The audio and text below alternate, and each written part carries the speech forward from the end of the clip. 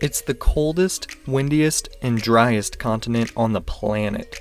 It has 90% of all ice on Earth contained in an area approximately 1.5 times the size of the United States, making it the 5th largest continent. That's right, we're talking about Antarctica today. If you don't like the cold, throw on a jacket before listening to this episode. Try to stay warm as we learn something new. Despite the ice, Antarctica is classified as a desert. The inner regions receive an average of 2 inches in precipitation per year, usually in the form of snow. The Sahara Desert? Its sandy dunes get twice as much rain each year. Even the coast of Antarctica receives a mere 8 inches annually. Despite this, Antarctica is constantly getting massive blizzards. Similar to a sandstorm, the wind picks up snow from the ground and blows it across the icy landscape. These can be horribly dangerous considering winds can reach up to 200 miles per hour. For reference, wind speeds in a Category F3 tornado are anywhere from 158 to 206 miles per hour. The temperatures are also extremely cold, getting down to the coldest temperatures in the world. The current record being negative 128.6 degrees Fahrenheit, recorded at a Soviet-Russian research station named Vostok on July 21, 1983. Needless to say, it's pretty uninhabitable for most life on Earth. Emphasis on most. Because Antarctica does have natural flora and fauna, albeit very little of it. There's an increasing amount of plant life being found throughout, mostly consisting of algae, moss, and lichen. As for animals, there are large populations of fish and whales along the coast and penguins on the shore. Specifically, it's been stated that the male emperor penguin is the only warm-blooded animal to remain on the continent throughout the winter while nesting its egg. The reason male was specified is that after laying the egg, the female emperor penguin spends 9 weeks at sea, only returning when it's time for the egg to hatch.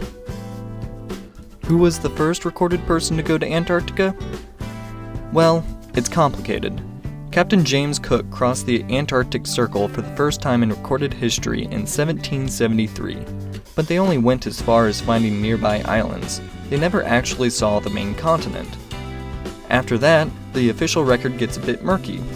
Some say that it was the Russian explorer named Bellingshausen to see the actual mainland in January of 1820, and that one seems to have the most support to back it. But an Englishman named Edward Bransfield and an American named Nathaniel Palmer both claim to have seen it before anyone else in 1820. It wasn't until December 14, 1911, before someone actually reached the South Pole. A Norwegian explorer called Ronald Amundsen left in June of 1910 and reached the continent in early 1911. The rest of that year was spent finding the South Pole itself. Although nobody has an officially recognized claim on Antarctica today, there were definitely some who tried it in the past, one of which was Argentina. In 1977, they thought the best course of action to stake their claim was to have a baby born there. They took a woman who was 7 months pregnant at the time and airlifted her there. Her son became the first person to be born on the continent. After hearing of this, the Chilean government reportedly considered sending recently married couples to their own Antarctic base in order to have the first baby both conceived and born there, but nothing ever came from it. It's also important to point out that Argentina's claims aren't recognized by the rest of the world. This is mainly due to the Antarctic Treaty signed in 1959 that said that no one could claim it, and all uses would be in a scientific cooperation between countries that had no basis for military means. This specifically said as well that no one was allowed to test nukes there. There's also a marathon run every year in Antarctica. It takes place on the actual mainland, only a few hundred miles from the South Pole. It's the southernmost marathon on Earth, and it's said to be extremely difficult. The whole thing is run on snow and ice, with an average wind chill temperature of negative 4 degrees Fahrenheit. The most surprising part to me is that it's completely sold out every year, costing roughly $13,000 per runner, and just under that amount for anyone that wants to go and support them. Metallica was the very first band to play on all 7 continents.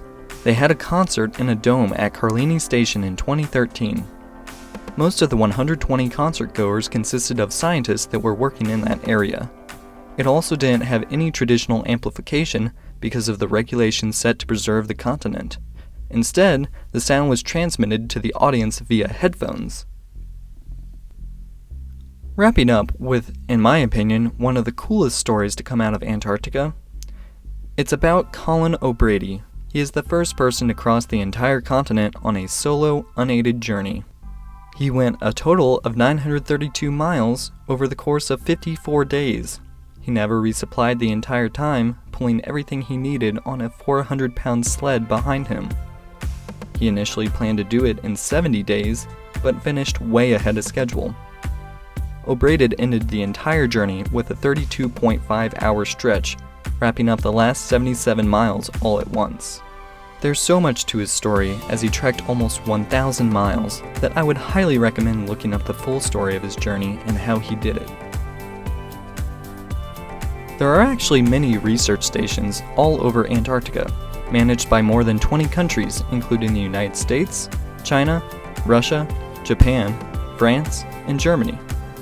During the icy winters, there are 1,000 researchers taking residency in these stations.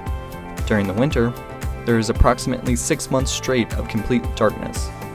In the slightly warmer summer, when there is another roughly 6 months of constant sunshine, the number jumps to 4,000 visiting scientists over the 70 research stations.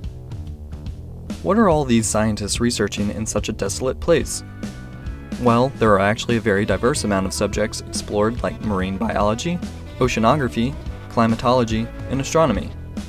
Actually, a fun fact about astronomers going is that Antarctica is one of the best places in the world to observe space. It has such a dry climate with next to no light pollution that it makes for a clear look into the sky and beyond. Another interesting aspect of the research that takes place is searching for meteorites. There's little to obscure the dark meteor against the white surrounding. In 2013, Belgian and Japanese scientists were able to locate a 40-pound meteorite on the East Antarctic Plateau. Even crazier is the fact that the number of meteorites found in Antarctica is greater than the number found on all other continents on Earth combined. Finally, here are some facts that I couldn't find a good place to fit in, but I just couldn't pass up. There are tourists that go to Antarctica, specifically on Deception Island that has an active volcano on it. One of the big things that tourists do here is take baths in naturally forming pools of water around the island. They are heated from geothermal heat generated by the volcano. So even though the air around you is freezing, you can be steamy in a natural bath. Another is that there are no dog sleds used in Antarctica because of an agreement made in 1994 that said no non-native species can be taken to the continent. Instead, they use various motor vehicles like snowmobiles. An estimated 60 to 90% of the world's fresh water is locked in Antarctica's ice. Being the largest ice sheet on Earth, it covers 5.4 million square miles, leaving only 1% of the continent ice-free. Finally, if all the ice melted from Antarctica, oceans would raise by roughly 200 feet. This would be catastrophic for many major cities throughout the world if it occurred. To demonstrate, here's a picture of what the east coast of the United States would look like. Sure, it would be fun to scuba dive in those areas, but the mass migration that would ensue as well as all of the history being lost just isn't worth it. Antarctica is one of the harshest places on the planet. Despite this, ever since we have known about it, humanity has had the desire to go there and study it. We don't just accept that it is cold, dry, and unforgiving. We see the benefit of going there and researching things that wouldn't be possible anywhere else on the planet. There's people that defiantly go there and run over 26 miles in the cold, or walk nearly 1,000 miles to cross it all. We don't see it as a place to avoid. We see it as a challenge, a place where we can go and show the resilience of humanity, what we can accomplish when we put our mind, body, and soul into it. And that's a beautiful thing to behold. Thank you for watching Learn Something New. Would you like to go to Antarctica? Let's talk about it in the comments. And if you like this video, please consider liking and subscribing.